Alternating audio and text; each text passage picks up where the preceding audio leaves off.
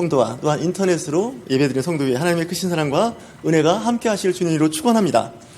우리 옆에 계신 분들과 인사하겠습니다. 고개는 돌리지 마시고요. 앞만 보고 이야기하겠습니다. 요즘에 코로나19로 인해서 방역수칙이 있습니다. 하지만 우리가 안전한 그 거리를 확보하고 있기 때문에 문제가 안 됩니다. 한번 옆에 계신 분들과 인사하겠습니다. 4명한테 다 인사를 하면 막 돌려가면서 이야기해야 되는데 그냥 한마디로 하겠습니다. 잘 오셨습니다. 잘 오셨습니다. 네.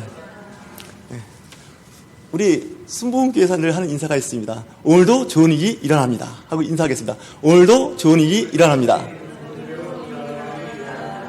네, 긍정적인 말을 하면 긍정적으로 됩니다. 근데 부정적인 말을 하게 되면 부정적으로 됩니다. 우리 몸과 마음은요, 듣는 대로 반응하게 되어 있습니다. 이쁘다, 좋다, 잘 될 것이다, 같다. 희망을 갖자. 하면 된다, 해보자. 할 수 있다, 할 수 있다, 해보자. 하면 된다. 이렇게 자꾸 하면 그런 쪽으로 갑니다. 근데 부정적으로 한다고 될까? 해봤는데 안 되던데? 자, 그렇게 부정적으로 되게 이야기를 하기 시작하면 되던 일도 자꾸 부정적으로 가게 됩니다. 그래서 할 수 있다는 그 자신감이요, 상당한 큰 에너지를 갖게 됩니다. 오늘 말씀은 마태복음 13장 말씀인데 천국에 대한 비유인데, 특별히 씨 뿌리는 비유와 함께 오늘 천국에 대한 비유를 예수님께서 3가지로 말씀을 하십니다. 어느 농부가 밭을 갈고 있습니다. 아마 쟁기질을 한 것 같습니다. 근데 갑자기 쟁기가 밭을 갈다가 덜컥 뭔가 걸리는 게 있는 거예요. 그래서 이제 소로 밭을 갈던, 말로 소를 갈던, 당나귀로 밭을 갈던, 어쨌든 멈추고 보니까 거기에 웬 항아리들이 있는데 그 항아리에 금은보화가 있는 겁니다. 이 사람은 이제 깜짝 놀란 겁니다. 남의 집 밭을 갈아주고 있는 겁니다. 다른 곳에 가서 일을 하다가 보니까 거기에 금은보화가 잔뜩 있는 걸 알게 됩니다. 과거에 이스라엘은 전쟁을 많이 했습니다.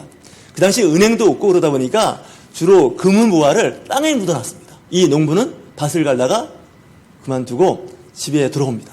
그리고 자기가 가지고 있는 모든 재산을 다 팝니다. 아마 금매물을 내는 것 같습니다. 왜냐고요? 저 땅을 빨리 사야겠는 거예요. 이렇게 보면 헐값으로 다 팔았는지도 몰라요. 어쨌든 다 팔아갖고 그 밭을 사게 됩니다. 다시 얘기해서 천국을 아는 사람, 천국을 발견한 사람은 내가 알고 있는 모든 것을 다 올인해서 거기에 투자를 한다는 거 아니겠습니까? 그러니까 여러분들도, 우리 그리스도인들도 마찬가지예요. 하나님을 알고 예수 그리스도를 알고 성령의 인도하심을 아는 사람들은 천국을 바라볼 줄 아는 사람입니다. 그러니까 천국을 향하여 나아가는 사람은 자기의 인생을 거기에 전부 올인해서 거는 겁니다. 올인했더니 내가 선교사가 되겠다, 목회자가 되겠다. 그것 또한 방법이지만 그럴 필요 없습니다. 내가 있는 처소에서 열심히 하는 것이 바로 하나님께서 내게 주신 천직이고요, 사명이고 소명입니다. 우리는 뭔가 좀 하나님 일을 정말 다 내 인생을 걸어서 하고 싶다 그러면 신학대학에 가거나 신학대학원에 가거나 목회를 한다 그러는데, 물론 그것도 하나의 방법입니다. 근데 내가 있는 그 전문 분야에서 일하는 거 있지 않습니까? 그게 하나님께서 인정하는 성역입니다. 우리 개신교에서 특별히 그걸 강조합니다. 또 한 가지 예를 드는데, 한 상인이 있습니다. 이 사람은 아마 보석상인 것 같습니다. 이 사람은 가장 가치 있는 진주를 찾는 사람입니다. 이 당시는, 예수님 당시는 양식 진주가 없던 시절입니다. 천연 진주죠. 이 천연 진주를 찾는 사람인데 그 진주도 진주가 다 다릅니다. 아주 극상품의 진주를 찾는데 그 진주를 찾았습니다.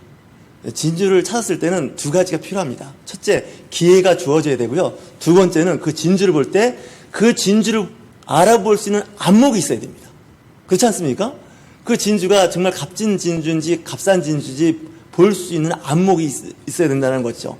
보석 전문가들은 그걸 압니다. 보석도 등급이 있지 않습니까? 그래서 자기가 있는 모든 재산을 다 팔아서 그 값비싼 진주를 사는 것과 같다라고 예수님께서는 비유로 말씀하고 있습니다. 우리가 모두 다 신앙생활을 하지만 그 천국을 발견한 사람들의 삶은 일반인들하고는 다릅니다. 뭔가 홀린 듯이 삽니다. 왜냐하면 천국을 마음속에 소유했기 때문에 그렇습니다. 예수님께서 말씀하시죠. 천국은 여기 있다 저기 있다 할 것이 아니라 내 마음속에 있다고 말씀하고 있는 겁니다. 여러분들 내 안에 천국을 이루고 있습니까? 천국을 소유하고 있습니까? 그런 사람들은요, 세상 일에 그다지 휘둘리지 않습니다. 마음이 올곧게 반듯하게 잘 잡혀 있는 것을 말씀하고 있습니다. 세 번째 비유는 뭐냐? 마치 천국은 어부가 그물을 던져서 물고기를 잡는 것과 같다라고 말씀하고 있습니다. 세 번째는 좀 약간 얘기가 달라집니다. 그물을 던져서 고기를 잡으면 그 안에 온갖 잡고기들이 다 잡힙니다. 물고기들이. 그랬을 때 그 그물을 이제 육지로 끌어낸 다음에 선별 작업을 하기 시작합니다. 가치가 있는 물고기와 가치가 없는 물고기를 가려서 가치가 있는 것은, 상품 가치가 있는 것은 새로운 통에 잘 담아서 운반을 하지만 그렇지 않은 것은 그냥 버리게 된다는 것이죠. 가끔 고기 잡는 어부들의 그 모습을 보면 본인들이 잡고 싶어하는 물고기가 있습니다. 그랬을 때 그 잡고 싶은 물고기 외에 다른 물고기가 잡히면 그냥 다 버립니다. 왜냐하면 그것도 가치는 있지만 내가 원하는 물고기가 아니기 때문에 그렇습니다. 우리의 인생도 마찬가지 아니겠습니까?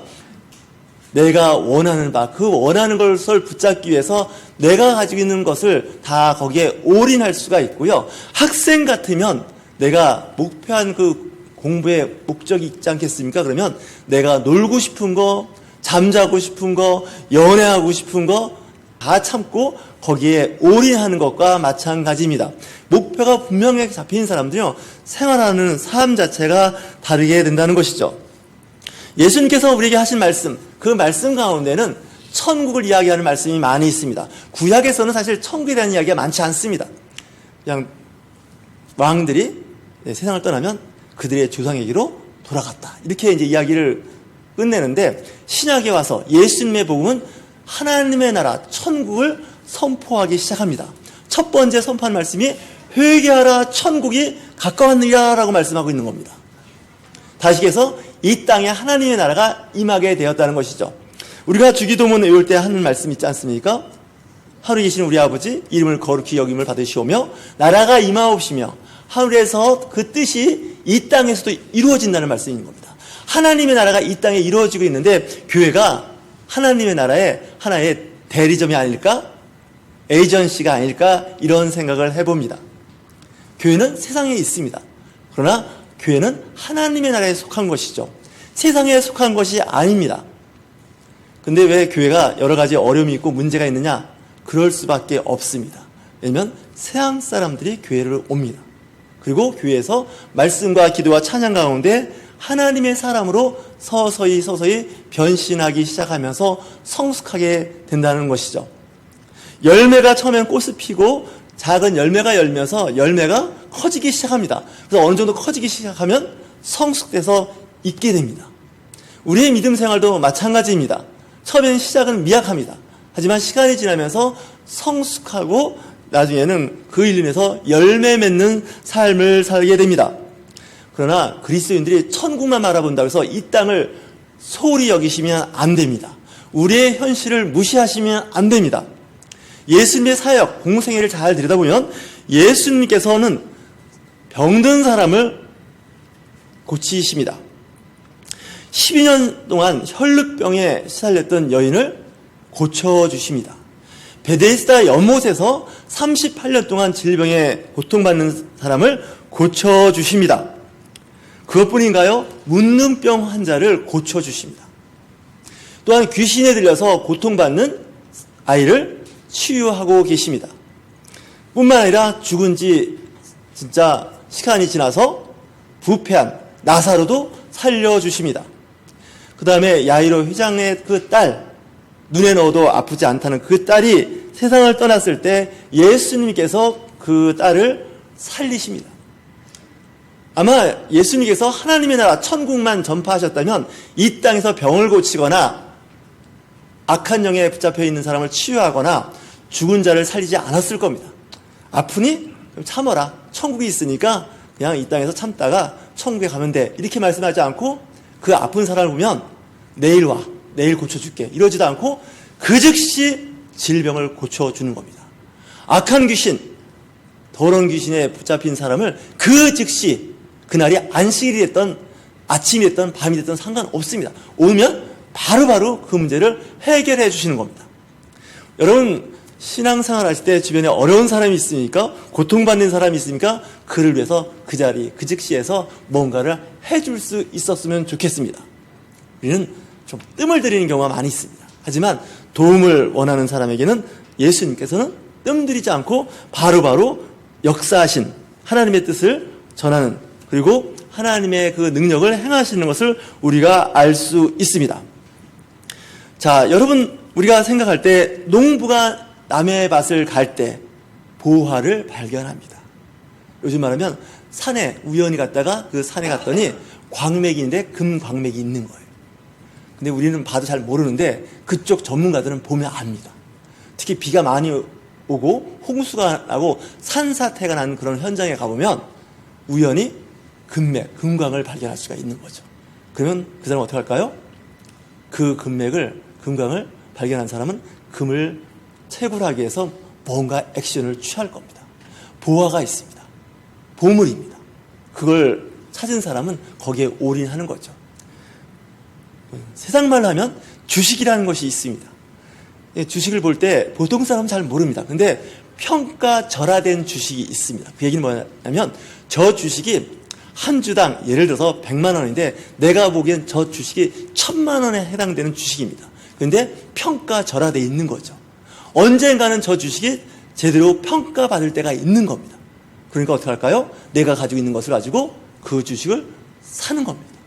반대로 또 평가 절상된 게 있죠. 그 가치가 없는데 거품이 형성된 게 있는 겁니다.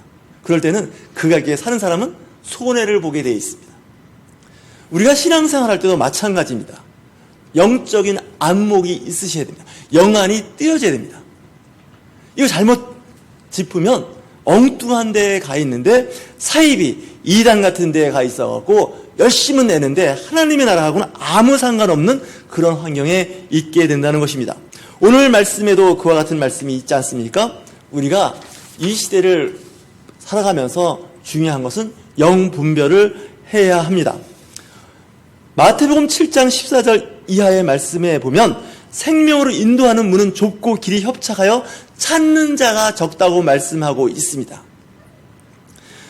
또한 거짓 선지자들을 조심하라고 말씀하고 있는데 양의 옷을 입고 너에게 나오나 속에는 노략질하는 일이라는 거예요. 그럼 어떻게 하느냐? 그들의 열매를 보면 알 수 있다는 겁니다. 그들의 행동과 행위를 보면 알 수 있다고 말씀하고 있습니다. 아름다운 열매를 맺는 사람이 있는가 하면 정말 썩고 부패하고 오히려 그 썩고 부패한 그 세균이 옆에 과일까지 썩게 만드는 그런 아주 안 좋은 과일을 맺는 것을 우리는 종종 보게 됩니다. 이웃에게 선한 영향력을 미치는 사람이 있는가 하면 이웃에게 해악을 끼칠 뿐만 아니라 이웃에게 부정적인 이미지를 심어주는 그리스도인들이 있는데 잘 구분해 보셔야 합니다. 여러분들 특별히 은사 중에는 영분별 은사가 있습니다. 이 영분별 은사를 갖지 않으시면 여러분들 나중에 어려움을 겪을 수가 있습니다. 세상에는 많은 미혹하는 영들이 있습니다. 유혹하는 영들이 있습니다. 할 수만 있으면 예수 그리스도인을 타락시키려고 하는 어둠의 세력들이 있게 됩니다. 마치 천국이라고 전파했는데 알고 보니까 천국이 아닌 겁니다. 하나님의 나라라고 전파했는데 알고 보니까 하나님의 나라가 아닌 거예요. 어떻게 하느냐? 그 과정도 중요하고 열매를 보면 알 수 있다고 예수님께서 우리에게 말씀하고 있다는 것이죠. 예수를 잘 믿으면요, 일단 자녀들이 잘 됩니다. 그리고 손자, 손녀들이 잘 됩니다. 그리고 자신의 문제들이 하나씩 긍정적으로 해결됩니다. 저는 이런 생각을 해봅니다. 예수 그리스도를 믿는 우리가 일단 잘 돼야 돼요. 내 자신이 잘 돼야 돼요. 그 다음에 내 자녀가 잘 돼야 돼요. 그리고 내 이웃이 잘 돼야 돼요. 내가 속하는 공동체, 회사, 학교, 직장, 교회가 잘 돼야 돼요. 그게 아름다운 열매입니다. 나쁜 열매가 뭘까요? 내가 힘들어지는 거예요. 내 자녀가 안 풀려. 내 손자가, 내 손녀가 이상해져. 그리고 내가 속하는 회사가 점점 기울기 시작해. 안 되는 거예요. 그리스도인은 어느 곳에 있든지 빛과 소금의 역할을 감당하라고 주님께서 말씀하지 않습니까? 내가 그 회사 들어갔더니 그 회사 분위기가 환해지는 거예요. 좋아지는 거예요. 또 설날이나 명절 같은 날 모이면 가족들이 화목한 거예요. 그 안에서 서로 섬김과 돌봄이 있는 거예요. 또 어렵고 힘든 가족이나 이웃이 있으면 십시일반 돕는 거예요. 이것이 하나님께 보여지는 아름다운 공동체 아니겠습니까? 예수님께서 하신 마태복음 16장 25절 이런 말씀을 합니다.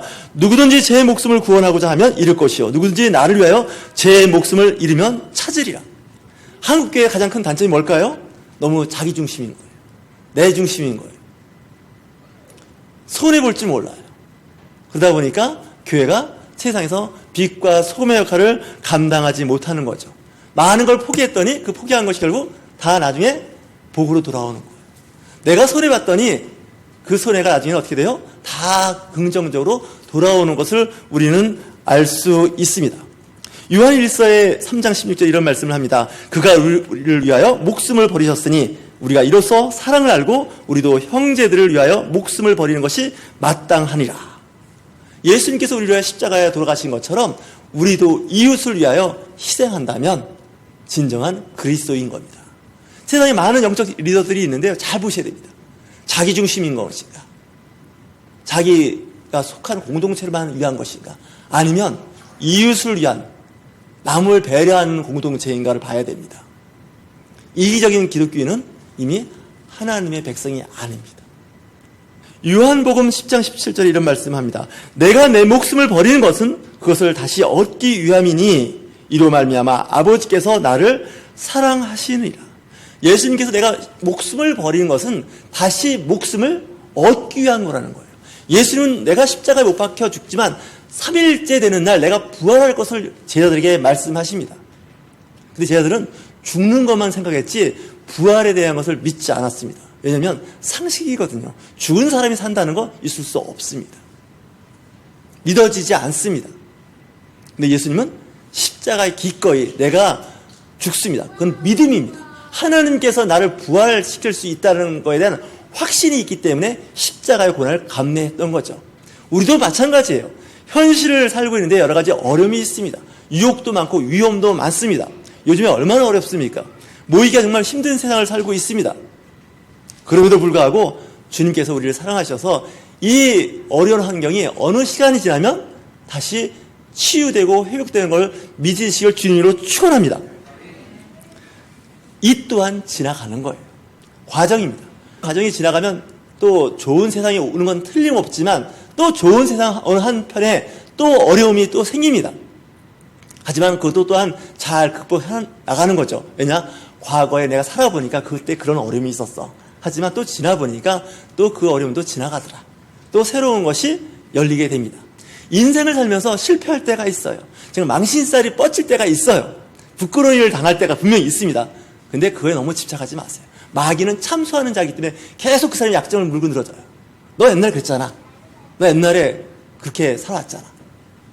너 지금 이렇게 있는 모습이 좀 위선자 같지 않아? 이렇게 말하는 사람은 다 악마예요. 진정한 그리스도인은요, 너 과거에 그렇게 살았지만 괜찮아. 하나님께서 너를 사랑하셔서 다시 회복시켜주고 계시는 거야. 잘 될 거야. 걱정하지 마. 과거는 다 그랬어. 이렇게 얘기하는 사람은 하나님, 영적인 사람입니다. 근데 그 사람의 약점을 자꾸 캐고 그걸 들추는 사람은 좋은 일이 안 일어납니다. 예, 우리 그리스도인들은 긍정 모드로 가는 게 좋아요. 그리고 감사가 있는 거예요. 그리고 자꾸 기쁨을 회복시켜 보려고 노력하고 가정도 가능하면 내가 할 수만 있다면 이 가정을 좀 아름다운 가정, 행복한 가정으로 만들 수 있는 방법이 없을까? 회사에 출근하면 내가 좀 더 이 회사를 위해서 내가 좀 헌신할 수 있는 길이 없을까? 이렇게 생각하면요, 그리스도인들이 우리 회사에 많아지면서 회사의 분위기가 달라졌어. 그리스도인들이 정말 승진하고 그리스도인들이 주요한 일을 맡고부터 조직이 살아나기 시작했어. 아름다운 회사가 됐어. 이러면 잘하는 건데 그리스도인이 들어왔더니 회사가 정말 힘들어지기 시작하는데 점점 어려워져. 이러면 좀 자기 자신을 한번 돌아보셔야 됩니다. 제가 목회에서 교회 공동체가 좀 아름다워졌으면 좋겠다. 성도들이 좀 살았으면 좋겠다. 잘 됐으면 좋겠다. 평안했으면 좋겠다. 세상이 줄 수 없는 교회 왔더니 아름다움과 기쁨과 평안이 있다 그러면 행복한 목회를 하는 거고 하나님의 목회를 한다고 생각이 들어요. 근데 교회 공동체를 위험한 환경으로 몰고 가거나 교회 공동체를 위기의 환경, 아주 안 좋은 환경으로 몰고 가는 리더는요, 좋은 리더가 아니라는 생각이 들어요. 그렇지 않겠습니까? 여러분들 한번 생각해 보세요. 내가 사는 데에 여러 가지 어려움이 있습니다. 힘듭니다. 하지만 그리스도인은 있는 곳에서의 맡은 바 직분이란 게 있습니다. 그 일을 잘 감당하면 그분은 성령의 사람이 됩니다. 마태복음 20장 28절에 예수님께서 아주 귀한 말씀을 하셨습니다. 인자가 온 것은 섬김을 받으려 함이 아니라 도리어 섬기려 하고 자기 목숨을 많은 사람의 대속물로 주려 함이니라. 예수님께서 이 땅에 오셔서 우리가 영광을 돌린다고 막 그러지 않습니까? 찬양하고 기도하지 않습니까? 근데 예수님은 그걸 받으러 온 게 아니라는 거예요, 사실은. 뭐냐? 내가 섬기러 왔다는 거예요. 요즘에 리더십 중에서 섬김의 리더십이라는 게 있어요. 서번트 리더십이라고 그래요. 종으로서 섬기는 거예요. 그게 종이 종으로서 섬기는 건 의미가 없어요. 내가 종이 아니에요. 단체장이에요. 기관장이에요. 높은 사람이에요. 근데 내가 종으로서의 섬김을 하겠다는 거죠. 이렇게만 하면요, 기독교는 영원해요. 이 땅에서. 복음은 점점 그 영역을 넓히고 세상에서 선한 영향력을 행사해요. 그런데 반대가 되면 기독교는 버려져서 많은 사람들한테 밟히고 마는 겁니다. 그러려면 쉽지는 않아요. 근데 어려움이 많아요. 손해도 봐요. 하지만 성령 하나님께서 손 놓고 가만히 계신 게 아니에요. 이 모양 저 모양으로 사람을 붙여주시고요, 필요한 것을 공급시켜줘요. 어느 모양이든지 채워주신다는 거죠. 그게 은혜예요. 예수님께서 오신 것은 섬김을 받으러 온 것이 아니라는 거예요. 찬양과 경배를 받으러 온 게 아니라는 거예요. 오히려 가장 낮은 자와, 예수님의 사역을 보면 세리, 그 당시 가장 사람 인정 못 받는 세리, 죄인들, 창녀가 있을 것 같고요, 아주 세상에서 사람 취급 못 받는 그 유대인들이 있었어요. 그들과 늘 회식하고 그들과 함께 음식을 교제하는 거예요. 식탁 교제를 했던 거예요. 그래서 그 당시 잘 나가던 바리새인과 서기관들은 뭐라 그래요? 예수님의 그 사역을 보고, 제자들 보고, 야, 어떻게 너네들 그런 사람들하고 어울리냐? 그렇게 얘기하는 거죠. 근데 예수님은 그런 사람을 사랑하시고 품어줬다는 거죠. 예수님을 가장 가까이서 따라다녔던 여인이 하나 있었는데 막달라 마리아입니다. 성경을 뭐라고 이야기하면 7 귀신 들렸던 여자였다는 거예요. 7 귀신은요, 온갖 귀신이 다 붙었어요. 음란한 귀신도 붙었고요, 사실 더러운 귀신은 다 붙어있는 여자예요. 근데 그가 예수를 만나고 나더니 생활이 변화됐어요. 삶이 변화되는 거예요. 예수님이 십자가에 못 박혔을 때 그 현장에 있던 사람이 막달라 마리아예요. 그리고 부활하던 그 아침 새벽에 제일 먼저 예수님을 만나는 사람은 12명의 제자가 아닙니다. 막달라 마리아예요. 예수님의 사역은 그런 사역이에요. 오히려 세상에서 인정 못 받고 좀 그런 사람에 대한 하나님의 사랑이 더 많았다는 것이죠. 그래서 예수님께서 말씀하시는 거예요. 도리어 섬기고 많은 사람을 위해서 자기의 목숨을 내놓는다는 거죠. 기독교는요, 희생하는 종교예요. 희생하는 교리를 갖고 있어요. 근데 자기 방어적이고 자기 보호적이고 자기 중심적인 복음이라 그러면요, 이건 한번 검증 시스템을 돌려봐야 됩니다. 가짜일 가능성이 굉장히 큽니다. 그렇다고 우리가 정죄하지는 말자고요, 탓하지는 말자고요, 기다려주는 거예요. 아마 잠깐 뭔가 좀 잘못 잡힌 것 같아. 그를 위해서 권면하고 기다려주는 거죠. 저는 교회가 희망이라고 봐요. 그리스도, 이 기독교가 희망이에요. 근데 이 희망을 저도 노력하는 거고요, 기도하는 겁니다. 그러면 절대로 버려지지 않습니다. 우리 기독교 역사 2000년에 많은 민족, 많은 국가가 기독교 국가가 됐습니다. 찬란한 문화를 형성했는데 어느 날 지도상의 기독교 국가가 아닌 다른 종교 국가가 되어버립니다. 왜 그랬을까요? 빛과 소금의 역할을 감당하지 못했던 겁니다. 가난하고 낮은 자를 돌보지 못했던 겁니다. 그렇게 되면 어떻게 해요? 기독교는 버려집니다. 성령은 떠나고 역사하지 않습니다. 그럼 거기 어떤 다른 종교가 들어와 버립니다. 우리 기독교 역사에서 이미 배웠지 않습니까?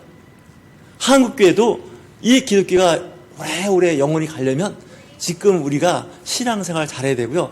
아들, 딸에게, 손자, 손녀에게 복음을 잘 전파해 줘야 됩니다. 삶의 모범이 돼야 됩니다. 윽박 지르고 구박하지 마시고요. 참고 품어주는 거예요. 잘못을 용서해 주는 거죠. 오늘 말씀은 천국을 소유하는 것에 대한 이야기를 하고 있습니다. 예수 그리스도를 발견한 겁니다. 성령님을 알게 된 겁니다. 그러면 내 인생의 모든 것을 거는 거죠. 그렇다고 땅 팔고 집 팔고 그래서 하라는 얘기 아닙니다. 오해하지 마십시오. 내 몸과 마음과 정성을 거기에 다 집중할 수 있다는 것이죠. 그래서 하나님 나라가 거룩하게 세워지고 확장되는 2020년이 되시기를 주님의 이름으로 축원합니다.